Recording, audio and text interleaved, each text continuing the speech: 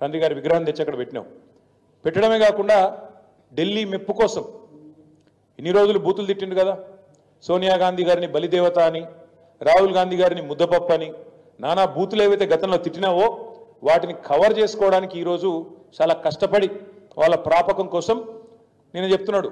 ఏం చెప్తున్నాడు? రాజీవ్ గాంధీ గారు కంప్యూటర్ కనిపెట్టిండట. ఇక నీకు ఎంత తెలివి ఉందో దీన్ని బట్టే చెప్పొచ్చు. అయ్యా రేవంత్ రెడ్డి గారు, నీకు తెలియదు, దరిద్రం ఏంటంటే నీకు తెలియదన్న విషయం కూడా తెలియదు. నీకు ఎవడు చెప్తే ఇనవు. కంప్యూటర్ కనిపెట్టింది రాజీవ్ గాంధీ, రాహుల్ గాంధీ కాదు నాయన, చార్లెస్ బ్యాబేజ్ అన్నట్టు ఆయన. పాపం ఆయన కనిపెట్టిండు. ఆయన బాధపడుతున్నాడు, ఎక్కడున్నాడు కానీ ఆయన ఆత్మ అది బాధపడతా ఉన్నది. రాజీవ్ గాంధీ గారు భారతదేశానికి కంప్యూటర్ పరిచయం చేసినట్టాడు. రాజీవ్ గాంధీ గారు కంప్యూటర్ పరిచయం చేయలేదు భారతదేశానికి. 1955లోనే టాటా గ్రూప్ వాళ్ళు బొంబాయిలో మొట్టమొదటి కంప్యూటర్ను వాళ్ళు తీసుకొచ్చినారు. ఇది నీకు తెలియదు. ఆ రోజు రాజీవ్ గాంధీ గారికి 10 ఏళ్ళో 12 ఏళ్ళలో. ఇది నీ తెలివి, ఇది నీకున్న పరిజ్ఞానం. ఇక దాంతోపాటు మీకు తెలుసు ఈ రాష్ట్రంలో పరిస్థితి ఎట్లా ఉంది అంటే, ఒకవైపు చికెన్ గున్యాలు, విష జ్వరాలు, మరొక వైపు ఈ డెంగ్యూలు, పారిశుద్ధ్యం పడకేసింది. పట్టణ ప్రగతి లేదు, పల్లె ప్రగతి లేదు, కనీసం పల్లెల్లో పిచికారి కొట్టించే పరిస్థితి లేదు నీ ప్రభుత్వానికి. స్కూళ్ళలోనేమో చాక్ పీసులకు పైసలు లేవు, పల్లెల్లోనేమో పిచికారి కొట్టించేందుకు పైసలు లేవు, సర్పంచుల బిల్లులు ఇవ్వవు, ఆఖరికి పోలీసుల బండ్లల్లో మరి మమ్మల్ని అరెస్ట్ చేసి వాళ్ళని కొట్టబోయేటోళ్ళకి వాళ్ళకు కూడా మరి కనీసం వాళ్ళ బండ్లలో డీజిల్ పోసే ముఖం లేదు. దాంతోపాటు హోంగార్డులకు కూడా జీతాలు ఇచ్చే పరిస్థితి లేదు. చెప్తూ పోతే ఒకటి రెండు కాదు, రాష్ట్రంలో ఒకవైపు హెల్త్ ఎమర్జెన్సీ పెట్టే పరిస్థితి ఉన్నది. అంత దారుణమైన పరిస్థితులు వాళ్ళ పిల్లలు ఎక్కడ చూసినా ప్రతి ఇంట్లో జ్వరాలతో అతలాకుతలమవుతున్నారు. ఇవన్నీ ఒకవైపు ఉంటే పాలనను పక్కన పెట్టి కేవలం కేసీఆర్ను, బీఆర్ఎస్ పార్టీని తెల్లారి లేస్తే తిట్టడమే ఒక పనిగా పెట్టుకొని ఒక పనికిమాలిన పాలన నడుపుతున్న రేవంత్ రెడ్డి గారికి ఇవాళ ప్రజాపాలనా దినోత్సవం జరుపుతా ఉన్నాడు. అందుకే ఇవన్నీ చెప్తా ఉన్నాడు.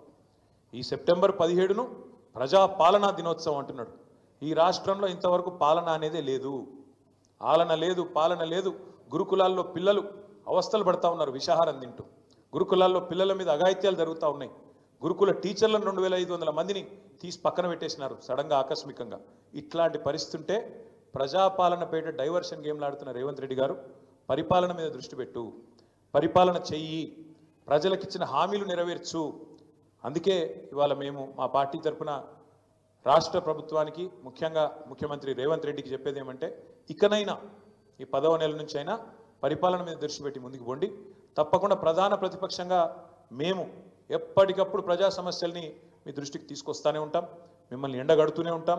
ప్రజాక్షేత్రంలో ప్రజా ఉద్యమాలు నిర్మించి తప్పకుండా ఉద్యమిస్తూ మీరు ఇచ్చిన 420 హామీలు అమలు చేసేదాకా మీ అంతు చూస్తాం, మీ ఎంబడబడతామనే మాట కూడా తెలియజేస్తూ, నిన్న నువ్వేదైతే తప్పు చేసినావో, తెలంగాణను అవమానిస్తూ, తెలంగాణ ఆత్మను అగౌరవపరుస్తూ, తెలంగాణ తల్లి ఎక్కడైతే కొలువు ఉండాలనో అమరజ్యోతి మధ్యన అంబేద్కర్ సచివాలయం నడుమ తెలంగాణ భవిష్యత్ తరాలకు, భవిష్యత్ పాలకులకు కూడా స్ఫూర్తిగా ఉండాల్సిన ఆ స్థలంలో ఎక్కడైతే తెలంగాణ తల్లి కొలువు తీరాలో అక్కడ నువ్వు రాహుల్ గాంధీ గారి తండ్రిని పెట్టినావు.